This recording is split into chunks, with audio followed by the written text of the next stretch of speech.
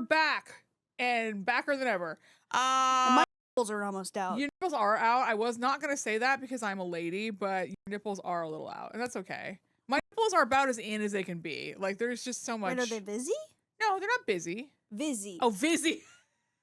I've got busy nipples today. I do have busy nipples. My nipples are very busy today. They always be looking in different They're directions. not busy. So here's the thing. I can't really see them because the microphone is positioned in such a way where it's not clear. No, they're not busy. And even if they were, it's like, listen. Free the nipple. Yeah, it's like, well, who cares? It doesn't matter. I attempted to tape them, but I used clear Band-Aids, so it did nothing. No, that doesn't work. Yeah. No. That's my mom's old showgirl trick, though. She's like, anytime you don't have pasties, get a nice little Band-Aid and tape those suckers over. Okay, so I used to do that until I learned that I'm allergic to adhesives. That's not a good way to learn you're allergic to adhesives. Wait, did it blow up? I got blisters. Blisters on your nipple? Well, blisters on my areola in like a star position because I put 3 Band-Aids on each one. Oh. Don't do that. Buy pasties. Don't do. Yeah, I got blisters on my nipples. No, I'll just tape them up, and then from the last episode, I thought I had ripped it off completely, but I guess I had only ripped off part of the adhesive, so I just had like a black line on either side of my nipples. Okay, I was like, it was cool. I liked it. It looked like accoutrement. All right. Also, I'm on stand-up tour. I'm gonna be in Seattle on August 2nd. Please come to the show. My dad is coming to the show, so if I don't sell at the show, I will feel shame and embarrassment forever. So let's figure that out. You can get tickets at KristinChirico.com. That's also where everything else is. Yeah. And then Patreon. Also, subscribe to our Patreon. We do crash out episodes where we talk about the stuff that we don't want on the public episodes. Including fan fiction, self-insert fan fiction erotica. Shout out Carrie, who also loved the line about Thomas Jefferson neighing like an ass. We also do bonus advice segments on there, and you get early access to the episodes. I'll upload them first on Patreon. Yes, Jesse is running our Patreon, which is great, which is good news for everyone. We start with the Hudson Williams update. Dun, dun, dun, dun, dun, dun. Hudson Williams update. Should we start every episode with a Hudson Williams update? Yeah, if we want our views to... I'm beginning to wonder if we should do that. We don't want our views to suffer. We should just... We're literally, at some point, we're going to be like, Hudson Williams spotted going to a porta potty. Like, there's nothing else we can say about Honestly, that would be news, because, like, why is he doing that? Yeah, why would he be going to the porta potty? What's in there? Narnia. I don't know. Hold on. Okay. Can you imagine? Actually, amazing sequel to Narnia. Narnia is not in a closet. It's through a porta potty. That's not a good. I think that would be an amazing Anyway, Hudson sequel. Williams update. He's at the Canadian Screen Awards right now. He's wearing brown. His groomer Ika Flores posted a bunch of photos of him. Let me see. Just I know. It's like fucking shoot me with a gun. Just like shoot me with a gun. Brown is so good on him. I don't know why he doesn't wear brown more. He wears a lot of black. He wears a lot of black. And black does look good on him. Like I'm not, listen, I understand black. I mean, all colors look good on him. It's like fucking just shoot me with a gun. I love the half open shirt with the necklace is like he should do every award show like that. Honestly, men with jewelry is such my king. Well, it's Bulgari. He's a Bulgari boy. I just mean in general when he's their ambassador. So, I know. I'm just saying generally when men wear any sort of like jewelry, I find it so hot. The Magician wears a lot of jewelry, and I'm like, what the fuck is this? What am I supposed to do with this? Oh, it's so hot. Wait, what are the shoes? The shoes look like a little boot. So the shoes are, I don't know what the shoes are. The shoes, well, it's probably Balenciaga. See, let me see. Do you want to see the whole thing? Yeah, I want to see the whole thing. I want to see the whole thing. I just want to see this. It's him doing stretches on a window. It's Wait, these boots are so hot. They're so hot. They're so good. They probably give him a little bit of lift, which is crazy because he's tall already. He's not short. What? He's not short. I don't know what you listen. Wait, the earrings? Yeah. Pierced ears on men. I'm so addicted. Pierced ears on men, and like when I say pierced ears on men, I mean like both lobes are back, and thank God. They're so hot. Thank God. You want to upgrade your appearance by like, I want to say 10% today. Yeah. Get your ears pierced, buddy. Get little studs. Little studs, or I'm honestly kind of a fan of a hoop. A little hoop too, whatever. I don't care. But I also love a little bisexual dangly. Yeah, like whatever, just fucking, honestly, it is an instant 10% upgrade to your attractiveness. 100%. Like, I love men with rings too. Yeah, I do too. I'm so glad jewelry for men is back. Me too. It's so hot. It is so hot. Really good. It's so hot when men accessorize. What am I supposed to do? Well, I guess I'll die. Yeah, I don't know. I guess I'll die. It's like shove up your pussy in fire. I don't know. It's like it's not. It doesn't look good. I mean, honestly, the would be too wet to go off. You know, it's like. Imagine that would be hard to kind of. I mean, I guess you could go like this, but like if you went like this, it would be much harder to fire. I mean, I'm not ever gonna figure this out, so you know, you want to MythBusters this one? Go for it. Meanwhile, me figuring out the physics of firing a gun into your pussy. Like we did say on one of the Crash Out episodes, or maybe the public episode, I can't keep track of them all, about how you and I have like a nice little circus trick about how there's a gun under your dress. Yes. And then I do a Kegel and it fires. God, he's so fucking hot. It's like fucking. It's okay, like, put the phone down. We got shit to do. Yeah, this is his shit. Look at this. His pants look open. It's amazing. Because the way the sun is hitting. Okay, fine. All right. Wait, isn't he? Oh, we're not allowed to talk about that. Talk about what? He has a girlfriend? Yeah. Yeah, he brought her. So, okay, so we can actually talk about that. He brought it. He has talked about his girlfriend publicly. Okay. I'm now allowed to talk about it. Well, because he's talked about it public. Okay, you know what? I'm trying to protect you, bitch. I know. It's like so like when we talk about like anything related to like the men unheated rivalry, it's like Jessie wants to go like just full ass out in terms of like everything she wants to talk about. Yeah. And I'm like, okay, so here's the thing. I am deeper in the trenches on this than you are, and I'm telling you right now, I know what the rules are. And but that's also our little sister, big sister dynamic. I'm always like, I want to let it all hang out. And you're like, maybe let's dial it back a bit. Dial it back a little bit because they will yell at you. They will yell at you in the streets. Yeah, I learned my lesson. Yes. After the we can talk about his girlfriend. He's publicly talked about his girlfriend. He brings her to things. Yeah, she's actually with him at the Canadian something awards right now. Whatever it is he's at. Okay, I gotta say what they are. I can't do the Canadian something awards. What are they? Canadian Screen Awards. Okay, that could have been. I don't know why I didn't think of that. But anyway, he's with. They took pictures on the carpet together. Also, his dad is there. I think this is the first time we've ever seen Hudson Williams' dad. Wait, can we? Do you want to see his dad? His dad is here. I know because it's on the. He did red carpet photos, so like these are not. Hold on, okay. I know because we know about his dad, but we've never seen his dad. Like me with my dad. Okay, here we go. To the point where I was like, "Who's this man that they're posing with?"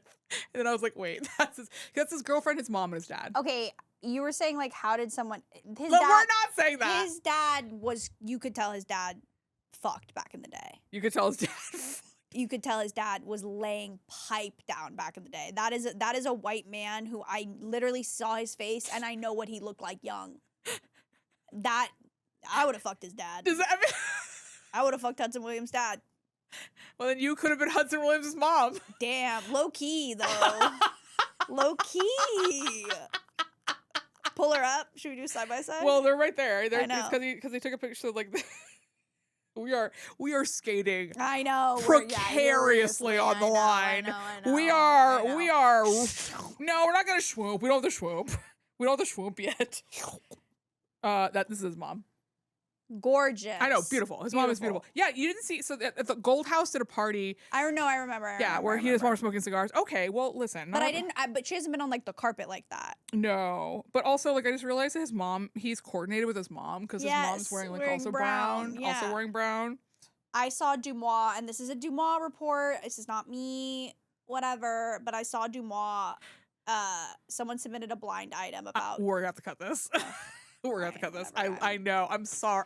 I'm so sorry. I'm not cutting it because I'm not gonna say what it is. I'm leaving the rest of this in. I'm doing much more minimal cuts now. I'm gonna tell you that right now. I don't have the energy. Okay. I won't talk about it.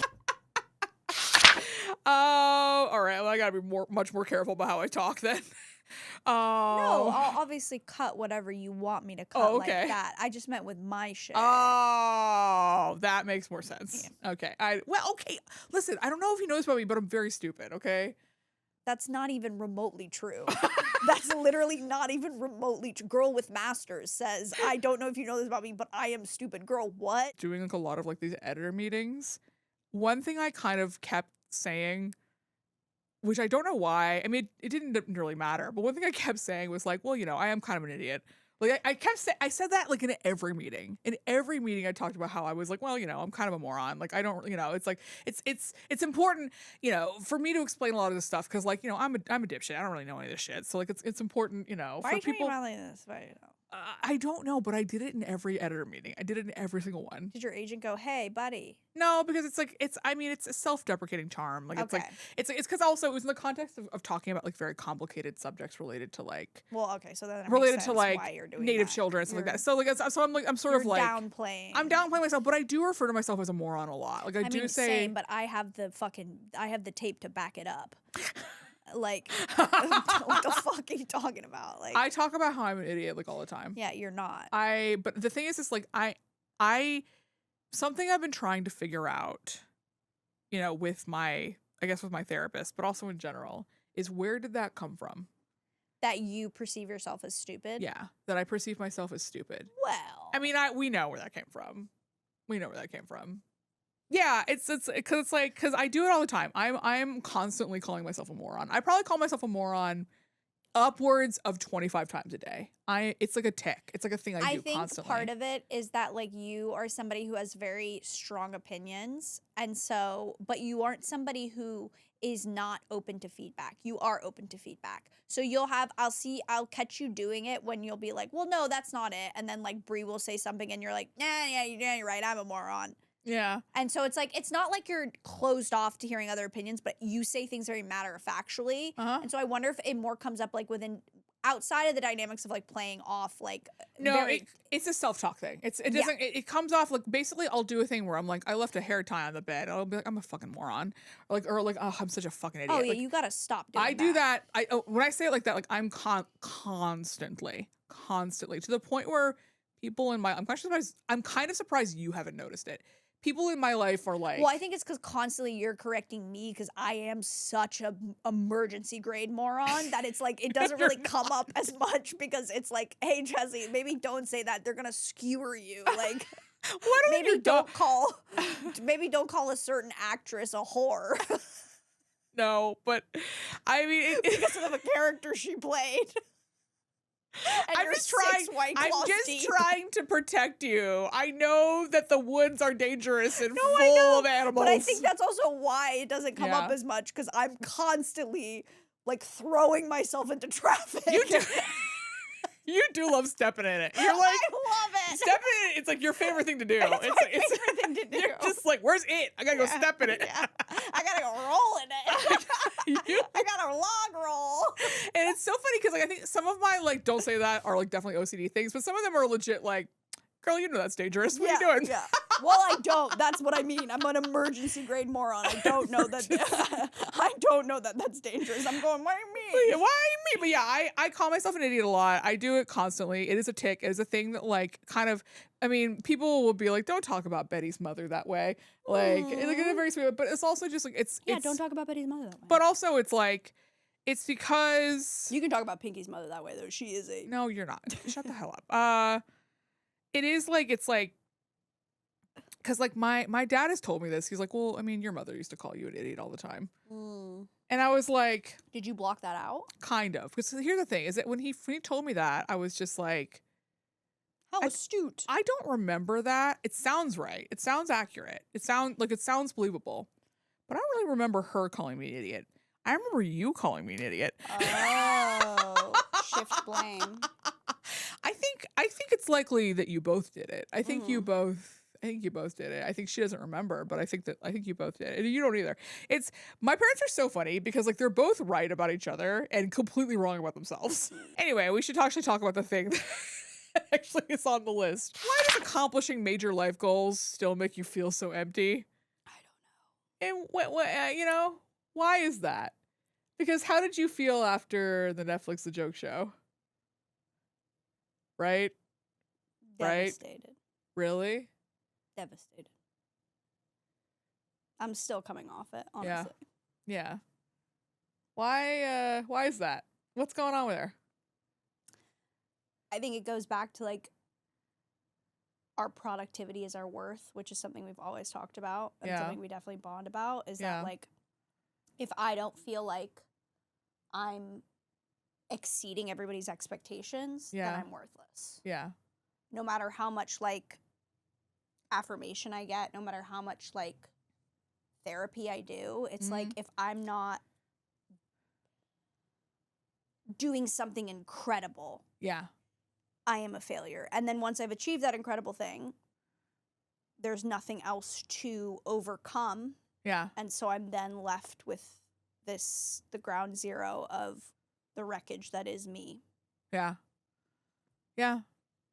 And I think like a problem I've run into is that in order to avoid feeling that devastation, I have created these like multiple mezzanines of things. Yeah. Where I'm never fully done. Right. Because when one thing ends, I'm in the middle of something else. Right. Yep. Because I hate the idea of having all of my eggs in one basket. And I don't like the idea of relying on one thing. Because I don't think that feels safe. It's like I have attachment issues when it comes to my work. That is how pervasive my attachment issues are. Is that I am an avoidant even in the things that I love doing. Where it's like I just need to make sure that I have choices. Because and not even choices, but avenues to prove self-worth. Yes. Because if you have a That's setback in one, yes, that's more accurate. then You're you right. can shift focus to the other. Because it's not choices. Because it's not like I'm choosing between them. Because I'm doing all of them. Yeah. It's no, you're right. It's different. It's like, well, if this thing isn't going well, it's okay because something else is going well. Yeah, because I've got this other thing going and like this is moving in that direction and I can shift my focus to there and make that good. And then something else pops up over here on that other thing and it's actually still going well. And it's like, oh, good. Then I have two things that are going well, which means that I'm even better. Yes. Yeah. There's something to live for. It's like, yes. I feel like we both do this where it's like the idea of sitting with having nothing cooking is so unthinkable to us that we will do anything to avoid it. And that's why this week I'll call it my magician. Yeah. I will do anything. And I don't even do that. I just like, it's like this week. I think about this week, let's talk about the week I'm about to have. Yeah. We're recording a block of episodes today. Tomorrow I'm shooting a branded video for Kitchen and Jorn. Tuesday, I'm shooting another video for Kitchen and Jorn. Wednesday, I get on a plane. I fly to Providence, Rhode Island, because Friday and Saturday, I'm doing these shows in Massachusetts. I'm literally doing something from all 4 things I'm working on over the next like 7 days. And I will tell you this. This morning, I woke up and I was like a little sniffly, and I was like, God, it would be so nice if I just had COVID. Like, I was like, oh man, I could just, because it's not even that like it's not even that I don't want to do these things. It's just that like, the excuse to not have to. And the acceptable excuse to not have to.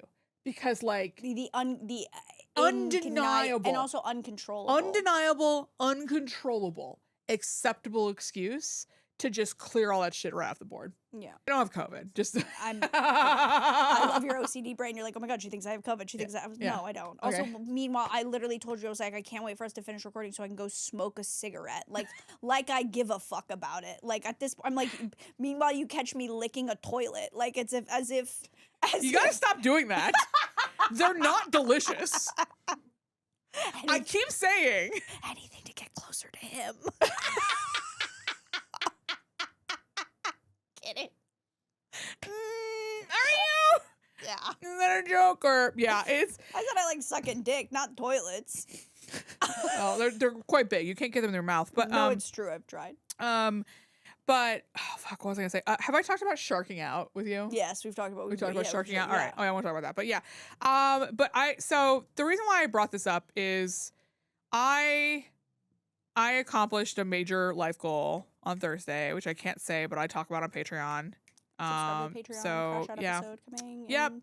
I will not talk about that. I cannot talk about it, but I'll talk about it on Patreon. But I accomplished a major life goal that I've been working towards in some way, shape, or form.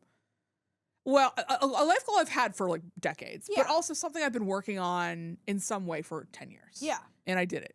On Thursday I did it. And yes. And then on Friday I woke up and I was like, who cares? It's crazy. It's crazy. 5 years on one project, that's an eighth of my life. That's a long fucking time to work on something and just be like, well, now what? Like, and it's like, is that what we're going to be dealing with for the rest of our lives?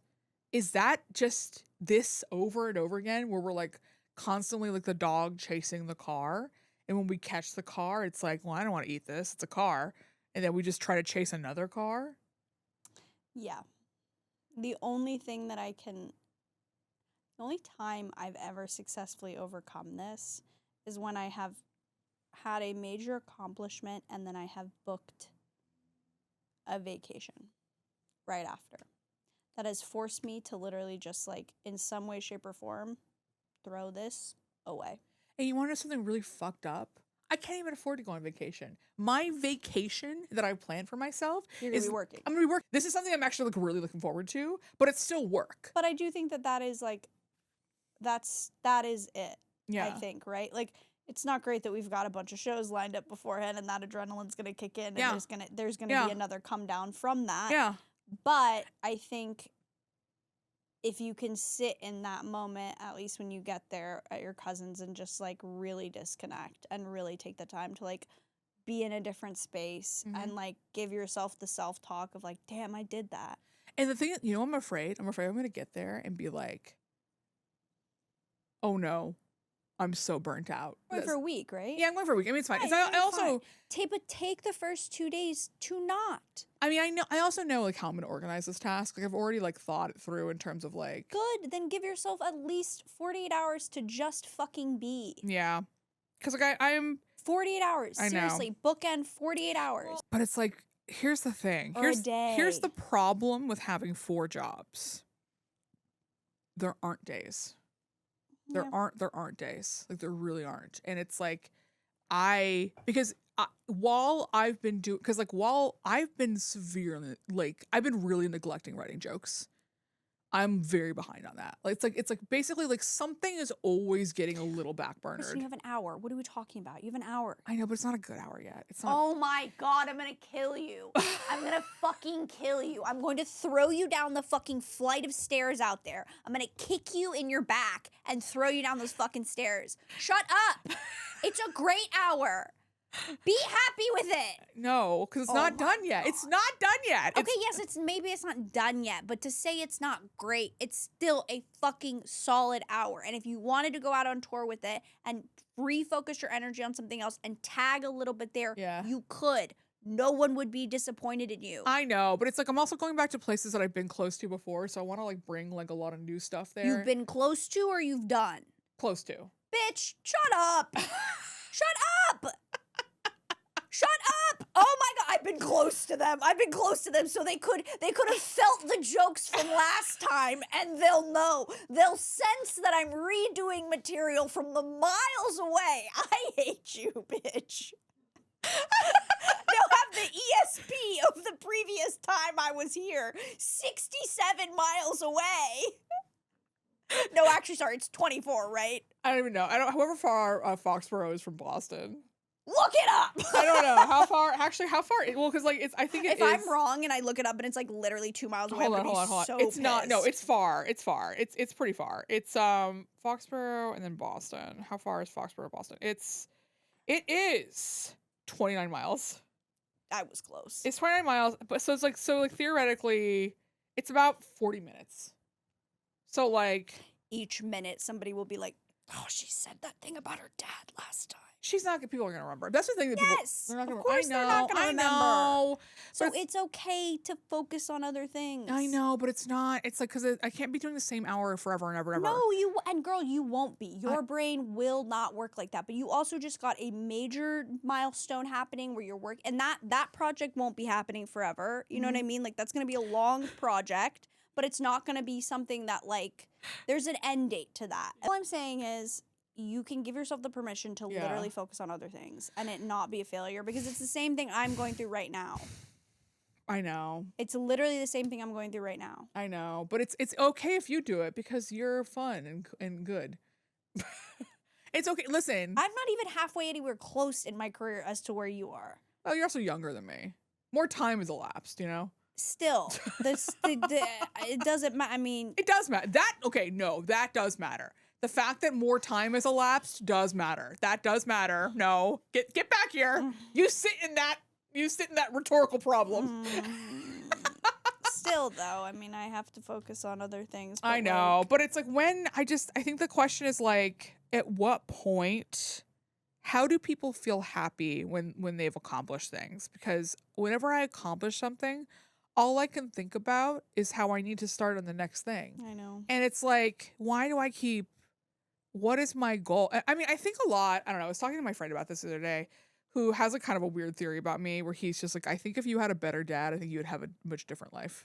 And I was like, yeah, I mean, I think if I had a better dad, I think I would be like a history teacher in Vermont. Yeah, I think so too. I'd be like, I'd have like an animal rescue in fucking Vermont. I'd be doing some gay shit in Vermont. I don't know.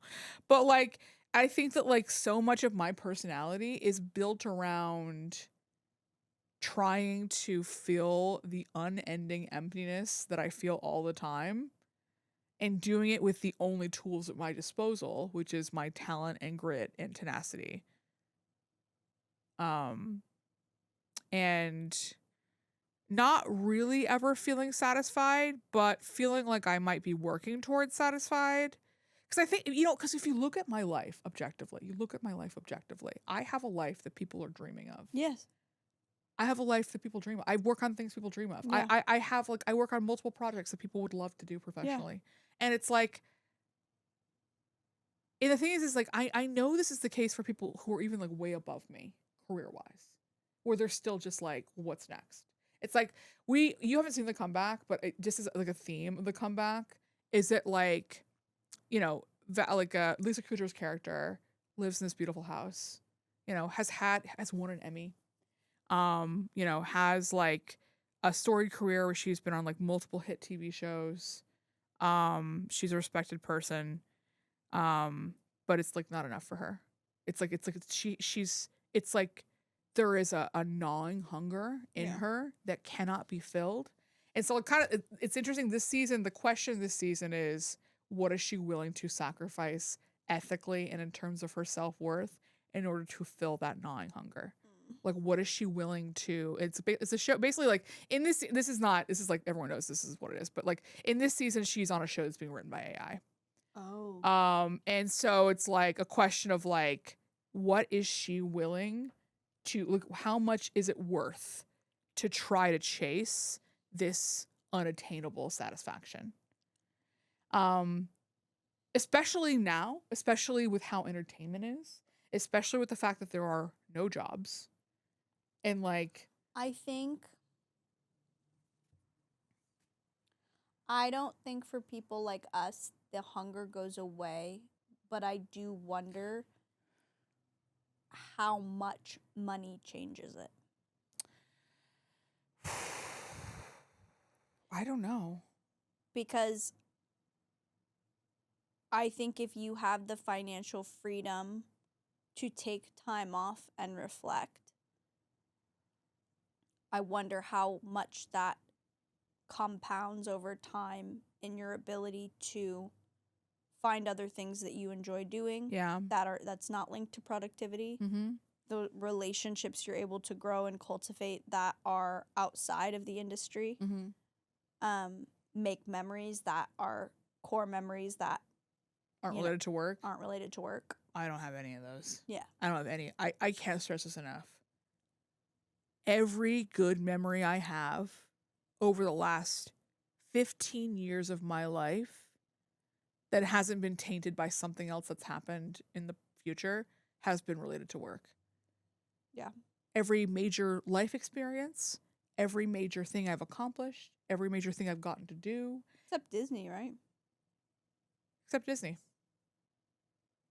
Because like even getting married, like it's also like that, like, that's like complicated now. Yeah. Like that's like, even it was complicated then too, but like it's like, it's Well, I mean, I guess the work ones are complicated as well, if we're going to say it like that. Okay, 98% of all the memories I've made over the last 15 years that have been good have been related to work. The other two, Disney. Yeah, but yeah, it's like, I don't know how to have a happy time where I'm not proving to people that I deserve to be alive. Or loved. Or to take up space, or be present.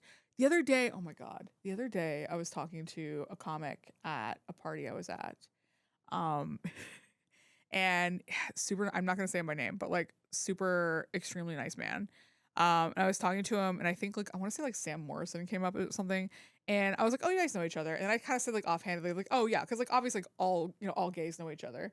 And he turned to me, he's just like, oh, did you think I was gay? And I was just like, well, yeah, I mean, you've been talking to me for 45 minutes. Straight men aren't this nice to me for this long. They just aren't. They just aren't. Because and then the thing is, if you are a straight man and you're talking to me for longer than 5 minutes, my brain starts to be like, what is your angle? Around 20 minutes, I'm like, something's wrong, something's broken, it's disquieting to me. It's very weird. It's very unnerving. I do not like it. I don't know how to handle it. I think as you continue with comedy, you'll start to see that shift. Because I think there is something that straight men respect in not all, but some respect in comedy, and that is the meritocracy of funny.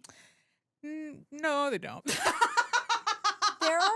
That's not true. I can name a couple off the top of my head already that is true for. I don't know. I mean, I'm sure. Yes, I think that painting people with that broad of a brush. I think you're right. But I do. It's funny. I was thinking about this party.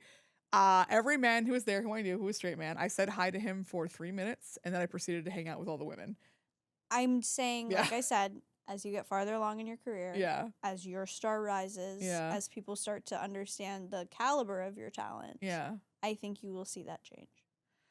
Yeah, but then why is it changing? Is it changing because I'm a better person, or because I'm a more valuable person to talk to? I think it's people look, I like to think that people are inherently good. Mm-hmm. I think trauma and, psychology and socioeconomic factors and whatever, beauty, all of that, yes, plays a role in how people treat others and the way that their brain is then formed.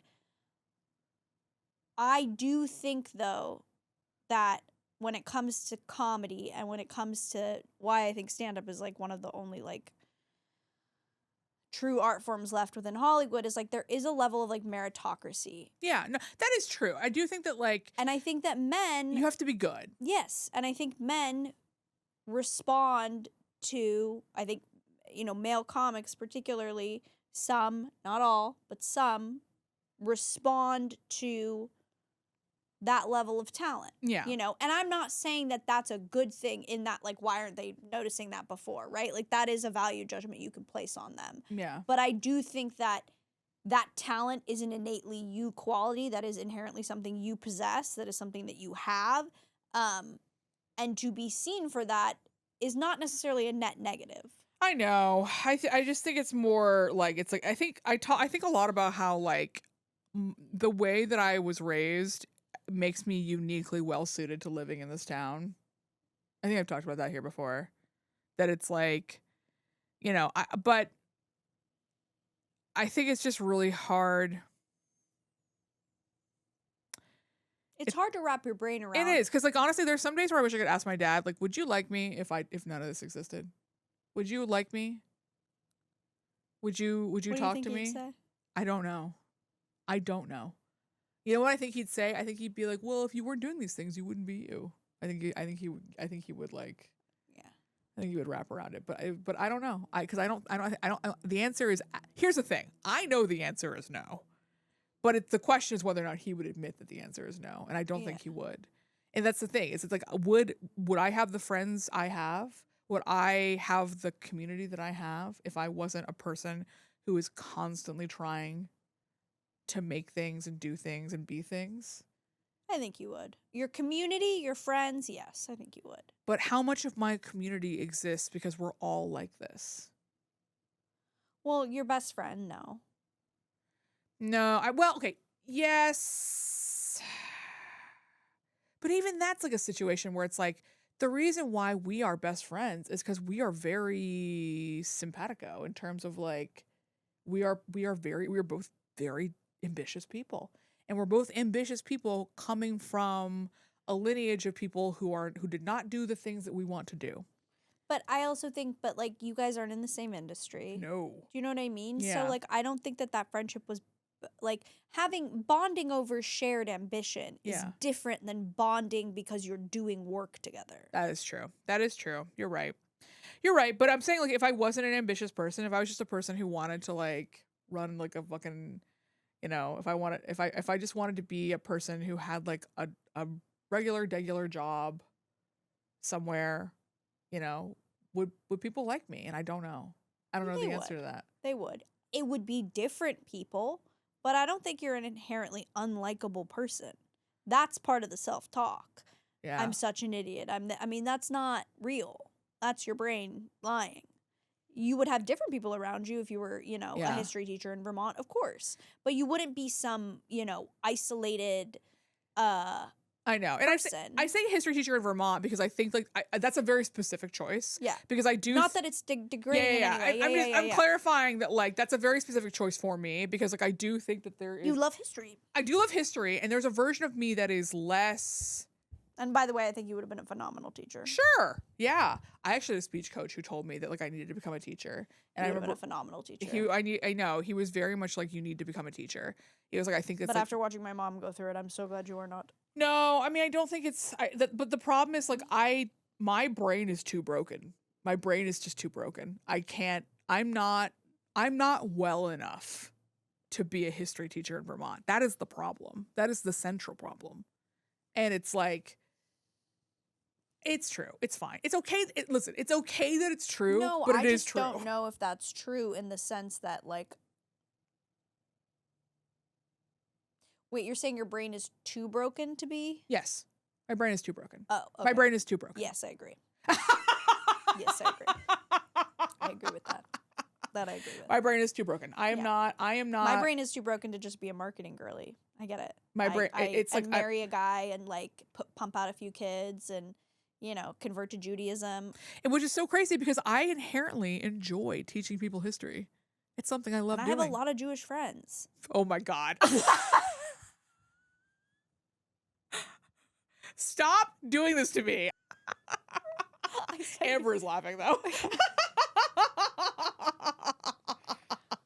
So I kind of want to answer the question. Do you want to answer the question?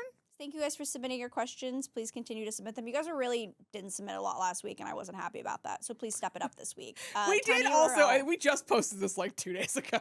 I posted a thirst trap with it too, and I didn't get any responses, so I'm upset. I'm upset. My boobies were out, and no one clicked. Okay. Wrong. We did get but this is a fascinating question. We should talk about this. Thank you guys for submitting your questions. Not enough, but next time, tinyurl.com/nightschool advice. Okay, we got this question. Which characters on the Pitt are you? 1, most similar. 2, wish you were more like. And 3, are totally your type. Oh, man. Most similar is hard because I am not science gifted nor math gifted. Oh, I know which one you are. Why is this a problem? Who? You're Santos. Oh yeah. Oh yeah, I am. You're thinking of it completely. This is personality. This isn't like which one. Oh yeah, which one can I do surgery as well as? Yeah, no, that's what I was thinking as. Yeah, no. I was like, which one has the same legs as me? Yeah, no, I'm definitely Santos. No, you're Santos. Such a cunt. Wait, no, now you have to pick mine. Which one am I most similar to?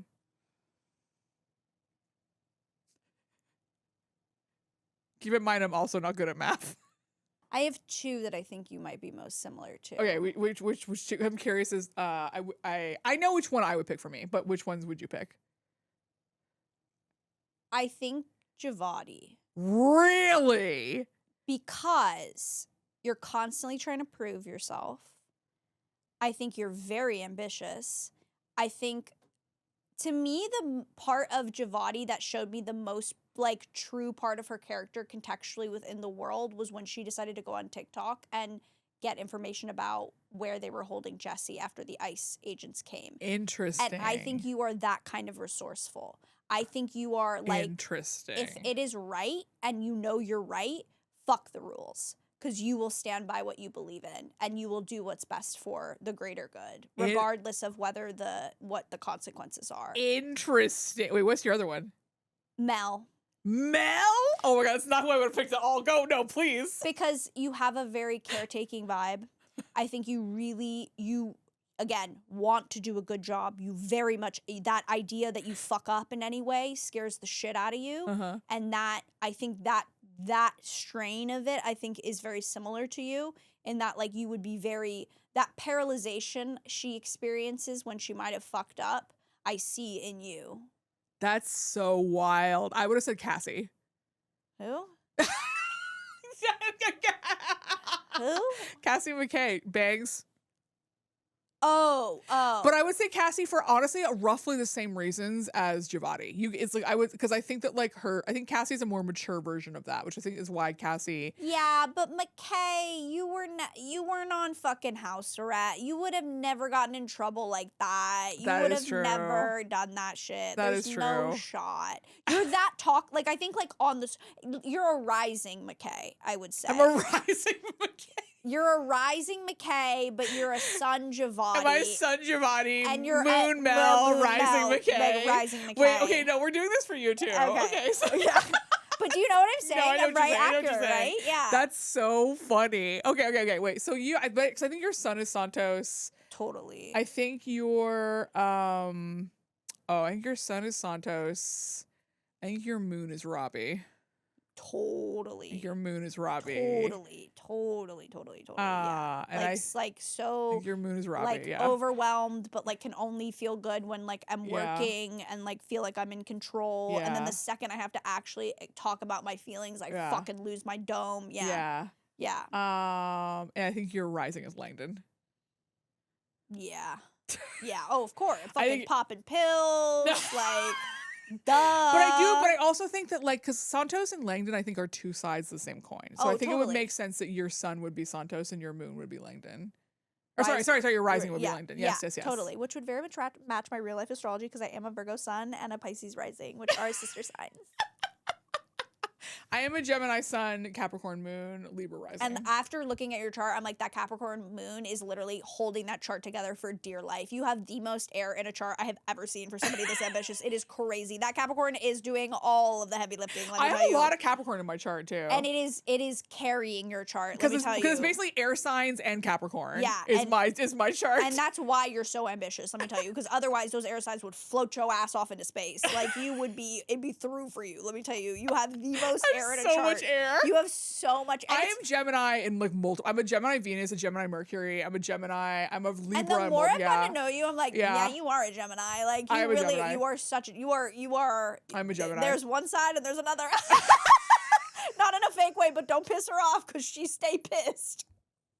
I am a Gemini. Because people are just, you're a Gemini? And I was like, yes. Very much. Don't piss her off. I do have there are two sides to me. And you don't want to get on that other one. You don't want to get on that other one. I've been lucky enough never to experience it, but I've seen others experience it. And I don't want to be them. I don't make enemies very frequently, but when I do, she's not backtracking. I'm not backtracking because I know I'm right. And I also know I don't make an enemy who I think would lose against me. I don't make an enemy who I think would win against me in a court of public opinion. Yeah. If I know that if we did a court of public opinion and I lose, that means I'm in the wrong. I gotta fucking eat shit on that. That's like it's like no. Like it's like, yeah. Okay, so we did our most similar. Okay. Which one do you wish you were more like?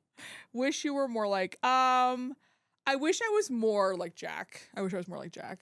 That's the one. That's Jack Abbott. Yeah. Sean Hattisy's character. I wish I was more like him. I appreciate that he's like a very resilient character. I mean, I think like his resilience is something that I think is like a character. His resilience, I think, is a characteristic that I already have. But I think that like he is sort of for being like a guy who is struggling with PTSD, he is like relentlessly positive about like the darkness. Yeah. And like, I think that like, I kind of aspire to be that relentlessly positive about the darkness, and I don't necessarily think I am, but I wish I could. I think that like, he also is like sort of a natural leader and like a person who like, I think people look to for like reassurance and like help and guidance. And also like, you know, sort of, he's a guy, you know what? I am a person who, something at BuzzFeed that drove me crazy is people used to be like, Kristin loves rules. She loves to follow the rules. And it used to make me nuts because I was just like, the reason why I like to follow the rules is because I know that a lot of what's happening around here is fucked. And I know that if I eventually confront anyone or talk about it, the fact that I didn't follow the rules is going to be thrown back in my face. And so I know that I have to be unimpeachable in order to get up here and be like, Jonah Pretty fucking sucks. Because like, what is he going to say about me? Yeah. Nothing. Yeah. Nothing. So it's like. Didn't BuzzFeed also just get bought? Yeah, they did. Well, no, they changed. So he's not CEO anymore. Byron Allen is. Yeah, from the Weather Channel. Yeah. And, well, and also and from, Comics Unleashed, yeah, I know. yeah. Isn't that wild? I know. Wild. Next episode. I know. We'll talk about that. We will talk about that next episode. Because we should. Yeah. But that is all to say that like one thing I like about Jack Abbott is that he doesn't hold hard and fast to the rules because he knows that he's like handsome and cool and charming and it doesn't really fucking matter, baby. Okay, who do you wish you were more like? I wish I was more like I'm forgetting her name. The one that just left. Who's not coming back. Samira Mohan. Samira. Yeah. I wish I that's a good had one, too. Samira's compassion. You do. I do, but I find myself in some situations where I am very compassionate, but there's like she really goes the extra mile sometimes. And I find myself, my mom said something really funny in you calling me out last episode. Oh, really? She was like, it was something along the effects of like, your specific conflict avoidance is so insane that it just makes you spin off. And that is me. Like, and I admire her because I think that she actually the whole does. word, yeah. She's like, because you just won't, you're so conflict avoidant in some ways. Yeah. So you'll just make up narratives in your own head. Yeah. Whatever, mom, clock me, fine. Bitch. But I think Samira, even in the moments where she's like lashing out, she's dealing with conflict and things that she believes in and getting an answer. And I think I wish I was more like that. That's really, I think that's, I mean, there are so many characters on this show that I wish I was more like. So that, and now I'm like, I should change my answer, but whatever. Are totally your type. Which one is I can't remember their names now, but Farm Boy. Whitaker? Yeah, because I was hooking up with a doctor who was literally Whitaker's twin. Like, I mean, it's a T. Garen Howell. Garen Howell. Yeah, no, Garen Howell, but no, his character, I was literally hooking up with Whitaker. He was so fine, and he was an internist, and he was in medical school, and unfortunately, shout out Field, thank you. That was a great one. That was a great find. But unfortunately, that died. Wait, don't show free feet. I'm just trying to move my sock. Okay, I was like, no, feet cost extra. Yeah, no, feet is actually the $20 tier. It's actually the feet tier. It's actually the feet tier. You don't want my feet. It's fine. My type. Oh God. I just like he also is like he's good with his hands. Yeah, I mean they're all good with their hands. No, but like he builds things and moves hay. Yeah, moving hay. They're all good with their hands. Okay, that's fine. like the minimum. Like you have to have good hands to work in. But he also like built things and was on the farm. Okay, I think you just. The doctor wasn't like that I was fucking, but I like that he was. God, I don't know. Who do you think my type is? I don't know the answer to this. I don't know who your type is in women, so I can't say. I don't think there's any type in the men that you'd be interested in. Here's the thing. The type I would say the type of men who I tend to be drawn to are Robbies, where it's like people who are very hot and cold, people who are damaged, very hot and cold, who have like moments of charm, but also want to ride a motorcycle with no helmet. Yep, I think it's like I like. Is that why you're friends with me? Well, no, these are men I want to have sex with, not just personalities you're attracted to. Yeah, no. Okay. No. No. All of my like I've said this before, my core female friend cadre, they are all Virgos. It like oops all Virgos. Yeah. Wait, okay, sorry. Go back to your type. No, So- my type is. Wait, but what about the women then? Oh, well, I mean, I want to go to my women now. I mean, then. we're just talking about personality wise. I'm Yes. not talking about like looks wise. Yes. I don't think any of the women on that show are my type because all the women on that show are like more mentally healthy. Like I Woof. they're all like, I don't. I don't know. Santos is pretty damaged. It's Santos. It's Santos. You're right. You know what? You said that. You're right. Why did I forget about her? Yeah. Yeah. I would say I think Santos is my type. You're right. Yeah. You're right. I think Mel would be my type. Really? I love an autistic baddie. I love a little autistic sex pot. All right. I think we can end this here. Fine. Thanks for watching. I had to cut a lot of this out of this episode. Several comments did not make it in.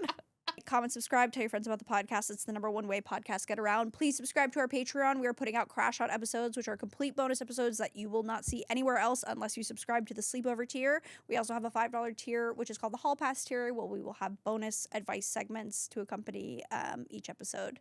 Kristin, plug. Hi, I'm a stand-up tour. I'm going to be in Seattle. Come see me. It's at KristinChirico.com. Just do it. I love you. Kisses. Bye.